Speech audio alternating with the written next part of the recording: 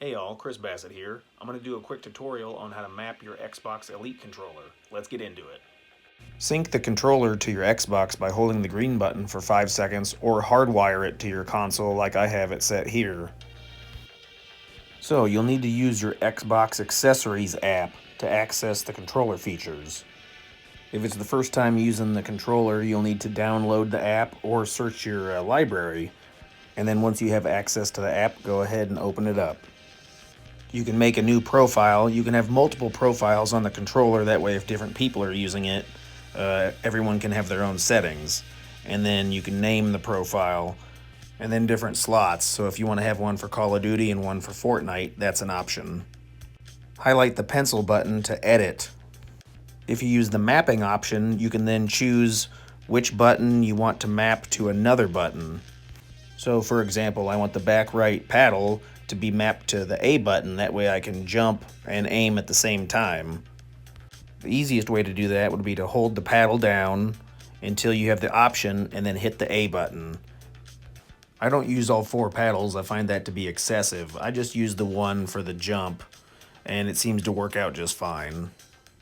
You also have options to control the left and the right stick and the sensitivities. For example, if you want to make your stick more aggressive, it'll move faster. That would be helpful in sprinting or turning even quicker. Or if you want to slow it down, you turn to smooth. That should, in theory, make your aim easier to control.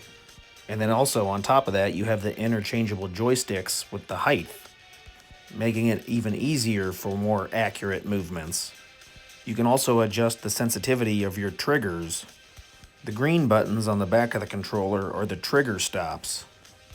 You can flip those up or down to lock the triggers in place, making it easier to activate firing a weapon or using an ability.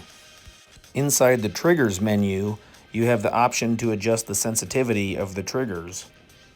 Both the left and the right trigger have a dead zone from 0 to 100, depending on the pressure that you apply to the trigger to how much it will activate. And then the last setting is the brightness for the Xbox button. Turn that all the way down to save battery life. When you're satisfied with all your settings, go ahead and back all the way out, and now you can test your controller.